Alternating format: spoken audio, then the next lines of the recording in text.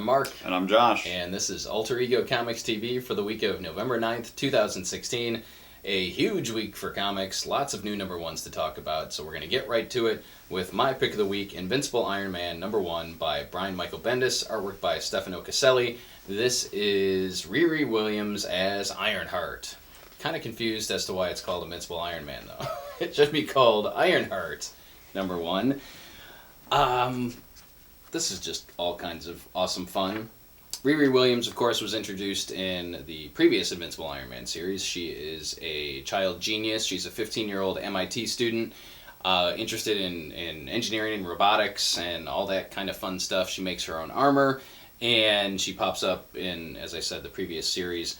Now she has, again, it's kind of like a War Machine-esque kind of, so it's more of a mech suit than anything else. And to be fair, she built her own armor out of former Stark stuff. That's so right. In her first appearance, he's like, she found one of my old armors and did this with it? Yes. And we get her backstory in here. When we first meet her, she's 5 years old. She is being evaluated basically as a student who is a genius or has ADHD or AD or something. They're basically saying she's bored. And her parents are like, but why? She has toys and all this other fun stuff. And then we flash forward a little bit again. We see her when she's 10 years old and she meets a new friend. And of course, a girl like her or a person like her may have difficulty making friends because her brain is all over the place. And we see that relationship over time. But at the same time, there's a parallel story where she's fighting bad guys on her own and loving being a superhero. And we see some involvement from the ghost of Tony Stark, from Tony Stark at some point. Just a really great book. Bendis has been working on this for a while, and if you've been watching our show for a while, you know that we both really enjoy Bendis' writing. He is one of the best writers in comics. He does an especially good job writing younger heroes, and he does a great job with this one. So there is absolutely no reason not to pick this up, regardless of if you're an Iron Man fan or not, if you're just a fan of good superhero books, if you're looking for a new teen hero to introduce to your teenage child, or just looking for awesome comics, this is one you want to pick up. And chronologically speaking, this takes place after Secret Wars, but After Riri... Civil War, too. Yeah, sorry, Civil War. Riri gives there's almost like a caption page where Riri's talking to the camera. I think there's actually a camera, there's a record symbol on the side, I think. Is there? But she says Iron Man, Tony Stark is gone. So we don't know what happened to him, we just know he's off the table at the start of Invincible. Yeah, there is. She's doing a blog, it's like The Martian. Yeah, she's farming in her own feces. Yes. Great book, great looking book, great writing. All around great book. Pick it up. All right. For me, this week, my pick of the week is Batman Teenage Mutant Ninja Turtles Adventures number 1. This is written by Matthew K. Manning with art by John Somariva. And this is a co-publication from DC and IDW. And you say, Josh, wait, didn't we just do this? No, the previous one was Batman and Teenage Mutant Ninja Turtles. This is Batman Teenage Mutant Ninja Turtles Adventure. And that distinction makes all the difference. I enjoyed the previous series, but I didn't love it. Probably because it was primarily the comic version, the classic original Ninja Turtles. And I'm just a little too young. I mean, those Mirage comics were published when I was like 9. Younger than that. So I've always connected with the Turtles through the cartoons. And this is based on the newer cartoons, but there's still a lot of the same stuff. But the true reason I really enjoyed it is because the Batman half of Batman Adventures is Batman the Animated Series. Every character in here is drawn and is characterized as they were on Batman the Animated Series, which is hands down the greatest Batman story ever told. And so it's great. That's it. That's it. I mean, honestly, if you like Batman the Animated Series and or Ninja Turtles, this is a book you want to check out. I could hear Batman in my head from the animated series when he's talking to Alfred, and like it's awesome. Portals between worlds caused by the Krangs, presumably caused by the Krangs, or possibly caused by Frederick Wortham, because it's all about triangles. It's the Krangs. It's the Krangs. And so you've got some characters from Batman showing up in the Turtles verse and vice versa, and it was just awesome fun. Great heroes that taste great together. I liked it too. Next up for me is Violent Love, number 1, from Image Comics, written by Frank Barbiere with artwork by Victor Santos. This is a Bonnie and Clyde style caper story, and yeah, it takes place in different time periods. We start out in the late 1980s, and then we flash back to the late 1960s, where we meet the main characters. And it's not really clear to me how we end up with the Bonnie and Clyde situation, because at the end of this first issue, I don't see any love happening. I don't see any... Well, to be fair, we don't know that is the guy. Right. But yeah, there's a lot of murder and blood. And Yeah, but it's the characters that make the story. The main female character is named Daisy, I think. She's a waitress in a small town in the late 1960s. She wants to go to college. Her mother is dead. Or has left the picture. Her father is the sole provider, and he runs an auto shop, and he's been, doing everything he can to send his daughter to college, and that includes working for the mob. And then he ends up, crossing a line with the mob, ends up being killed in front of Daisy, and that sets her off on this trail of who knows what. It's just... it's Frank Barbiere. Is it Barbiere or Barbieri? I always say Barbieri, but Barbiere would be the normal first Barbiere is what I right? would say. Frank J. is the writer. Frank J. And we've really liked pretty much everything that this guy has written. Lots of creator-owned work over at Image. I don't know if he's done anything at Dark Horse. I think it's all been at Image, actually. That sounds right.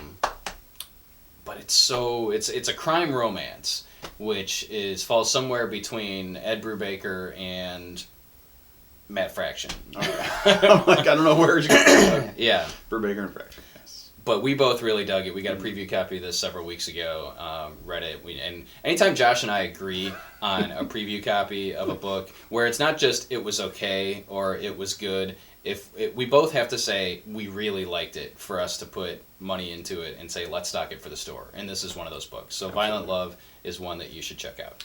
And this is a super weird tangent. Have you seen the movie Badlands with Martin Sheen? No.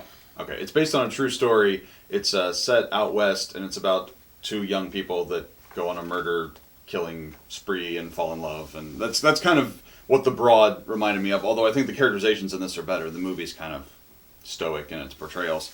But anyway, back it's to an actual oversized comics. book too. It's it seemed long. Lots and lots of pages. All the pages. Yeah.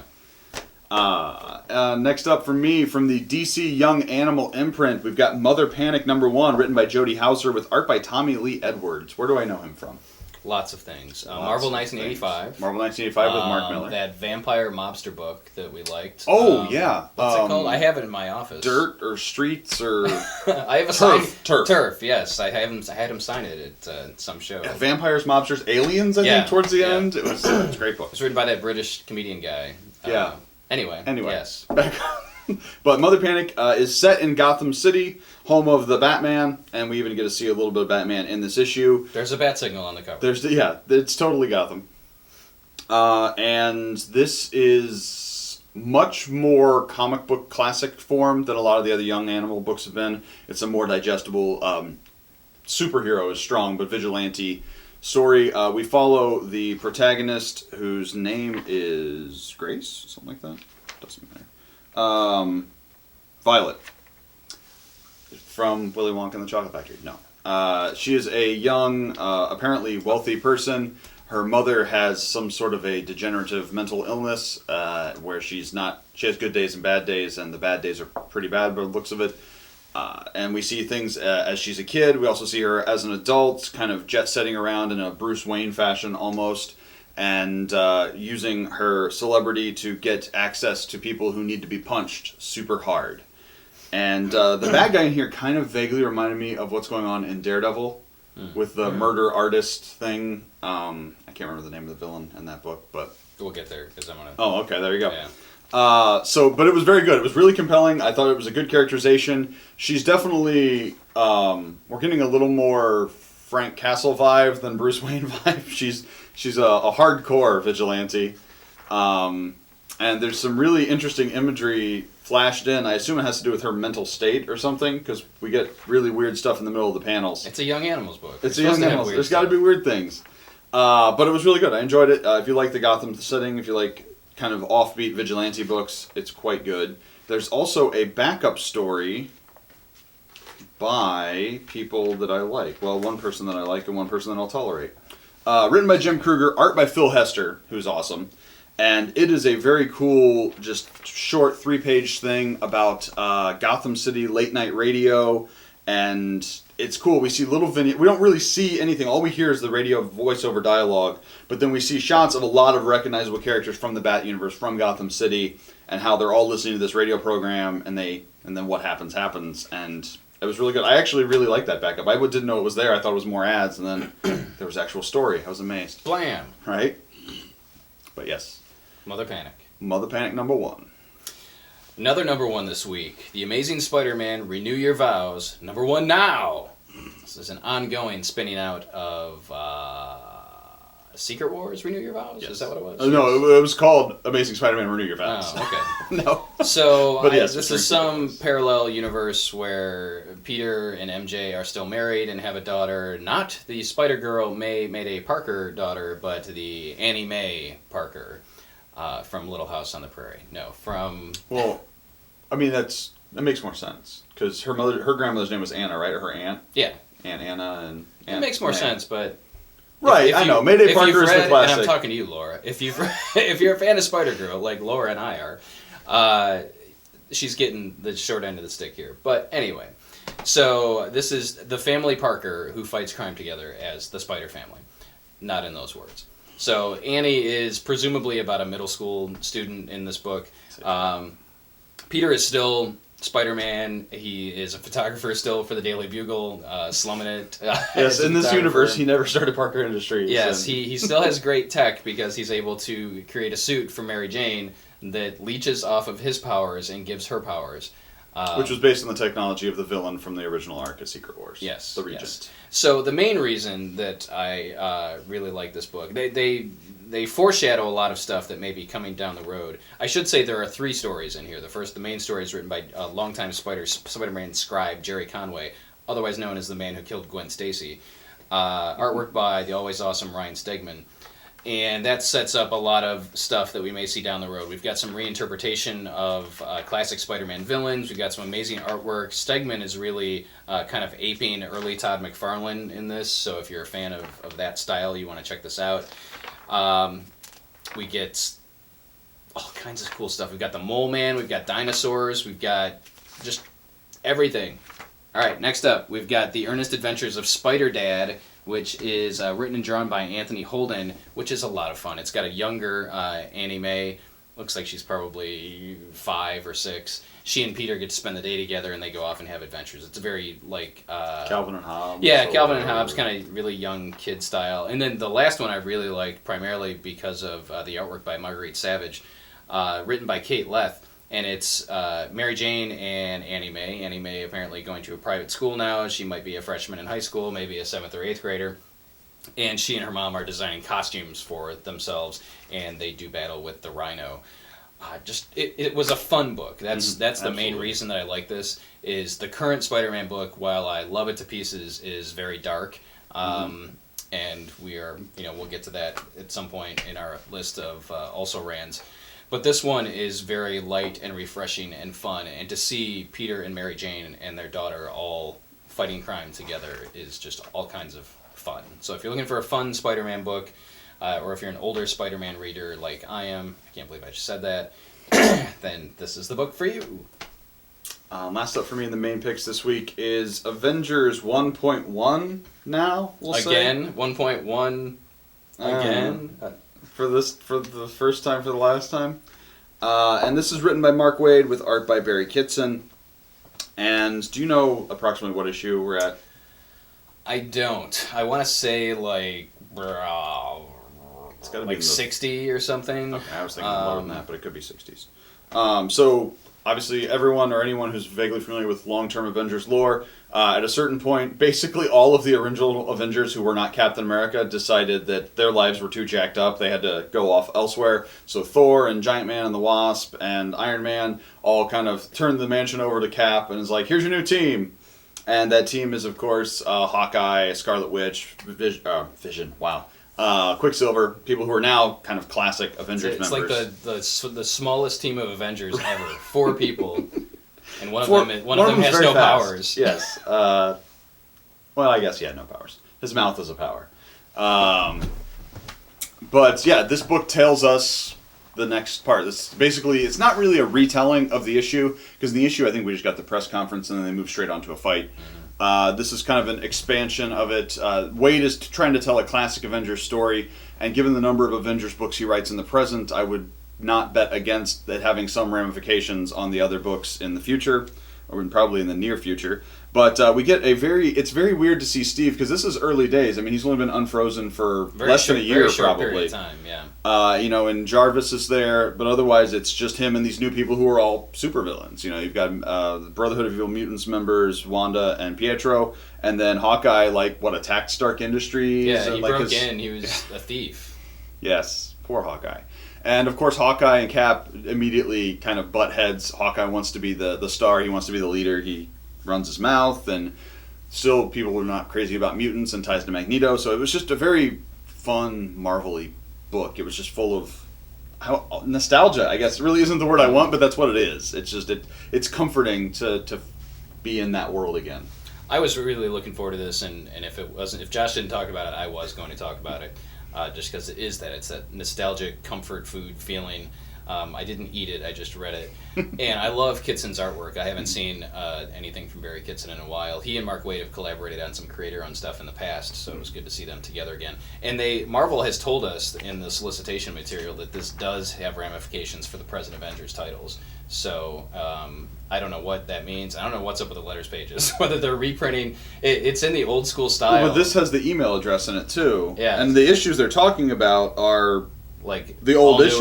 Avengers? Yeah, well, no. I mean, this is Fantastic Four 40 Oh. when they're fighting the Bast. I mean, that's Batman 26. I don't know. I'm sorry, Spider-Man 26. Wait, Batman. I mean, none of these descriptions match up to the current stuff, so I think these are all contemporaneous with them. It's another fun story, and I don't know where they're going with it, and that's part of the fun. Is I don't know what's going to happen next. Right. I mean, they're all addressed to Stan and Don. It's got to be either recreated old letters or I don't know, but it was fun. I think it's one that a lot of folks are going to overlook, and I hope that they don't, because if you're an Avengers fan, especially kind of an old school Avengers fan, this is a must buy. If you're an Avengers fan and you can walk past this cover, you deserve to miss it. They've played that trick before. It's true. That's part of the problem. They've had those kind of cool updated Art Adams covers when they were reprinting the old Avengers issues. Yeah. But this is new stuff. This is going to tie into present-day Avengers books, and it's written by Mr. Comics, Mark Waid. The man knows more about comics than anyone. Yeah. Definitely more than Stan Lee, because he forgot all of it. You know? All right, time to, we're going to alternate? We'll alternate here? Makes sense. Probably. Okay, so these are other books that we still continue to enjoy because you demanded it. Daredevil 13 continues the story of Daredevil and Blindspot versus Muse, the Inhuman. I am loving this story. This might be one of my favorite Daredevil stories, definitely of recent years. It is just action-packed, and Muse is an amazing villain. I'm loving it. It's like Law & Order meets 24. It's great. Spider-Man Deadpool number 11. Josh, you don't read Spider-Man Deadpool. That's right, I don't. But I read this issue because it's written by Penn Jillette of Penn and Teller and drawn by Scott Koblish. And not only is it written by Penn Jillette, it's literally Penn Jillette is in the book. Penn and Teller, Penn and Deadpool gamble for the deal to make Deadpool Teller for a week, and Teller gets to become Deadpool for a week. Gillette obviously wins, and so we see Spider-Man teaming up with Teller, who he doesn't initially realize is not Deadpool, and then Penn mouthing. It's just fun. Yeah. And Gillette is a huge comic book fan, and it shows. By the goatee. Star Trek Boldly Go number 2 is out this week and continues to be awesome. Thank you to those of you that picked up issue 1 here at our shop and around the world. Show Star Trek some love, please. WWE Then, Now, Forever, number 1, written by everyone and their brother. There's 5 stories in here, and I'd like to read some of these titles to you. Then, Now, Forever, The Breaking of the Shield, The New Day's Optimistic Odyssey, Part 1, and Tug Team. What team? Tug Team. Yeah. And is this a one-shot? This is a one-shot, but there is going to be an ongoing, and the lead story sets up the ongoing. Okay, yes. Yeah, so basically what we get is a regular-sized comic that is setting up what's going to happen in the ongoing, featuring the Shield, Roman Reigns, and some other dudes. But then we also get all of the San Diego Comic-Con exclusive one-page comics, which is most of what the stuff in the back is. Tug Team. But it was so much fun. Dennis Hopeless. Yes, Dennis Hopeless, whom I like. Yes. They got a real writer to write a tie-in book. That's good. Wonder Woman number 10, which continues the Wonder Woman Year 1 storyline that is so awesome. If you're not reading it for one reason or another, I imagine they're going to do a trade of just the Year 1 stuff. I would imagine. It's so good. Nicola Scott's artwork is worth it alone, but Yeah. Rucka's words make it over the top incredible. Flash number 10. I was never around when Barry was training Wally the first time because he had disappeared in Crisis when I was 4. So I've never really seen the Flash train a sidekick, so it's really cool to see him training the new Wally West. And the level of who knows what about who is getting super involved. You know, Iris knows about Wally but doesn't know about Barry, and it's just a whole circle jerk of awesome Flash stuff. Flash fact. Glitter Bomb number 3, Jim Zub and Alanis Morissette. Oh no, this is Jabril Morissette fan. This book is awesome. I'm loving it. Fan with a PH or just a fan? PH, yeah. Wow, Did you read okay. this? No, not yet. You should. I will. It's the darker side of Hollywood. What happens when a young starlet fades into obscurity and then gets possessed by a demon? Who knows? Clone Conspiracy number 2, Dead No More, written by Dan Slott. Dan Slott writes amazing Spider-Man books. If you don't know that, check it out. And this starts to get really involved in the Spider universe. There was some things I did not expect to have happen, and it was great. Yes. Jim Chung's artwork is outstanding, Mm-hmm. and this felt like Mission Impossible at one point. It was super cool. Detective Comics 944, James Tinney in the fourth, Eddie Barrows, The Victim Syndicate Part 2. God, this is good. This has been good from issue 1, Absolutely. and it has been consistently awesome from the beginning. I'm really intrigued by the leader of the Victim Syndicate. We find out who all the other members are by the end of the issue, but we still don't know who the leader is, and it's just really, really good. Cool. Green Valley number 2, written by Max Landis with art by Giuseppe Camuncoli.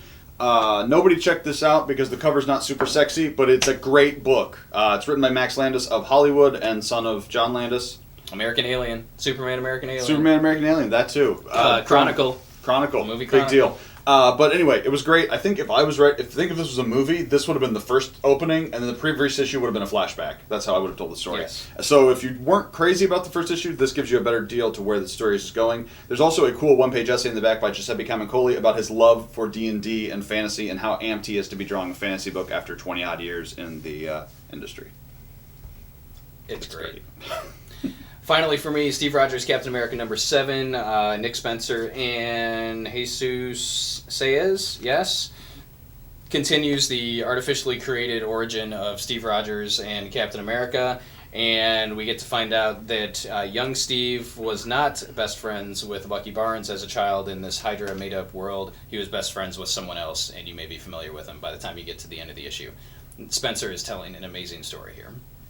And last up for me is Doom Patrol number 3, written by Gerard Way with art by Nick Darrington. We really get into what's making the new Doom Patrol tick, and we get a bunch of Danny the Street stuff, and I know there's some Danny the Street fans out there. This is for you. Is it Danny in the Street? It's Danny the Street. I just ran the Okay. words together. I thought you were talking about that comedian who's in the street and he runs around yelling No. at people. Well, I mean, that's fun too. Yeah. So, man, there a ton of great stuff this week. Hit your local comic shop up. Show them some love. Show us some love. Come get some comics. If you need help, we will point you in the right direction. But you can use this video as a good starting place. If you have any questions or comments, please post them below and give us a thumbs up on the video if you liked it. And don't forget to hit subscribe so you stay in the loop when we add a new video. Thank you for watching, and we'll see you next time.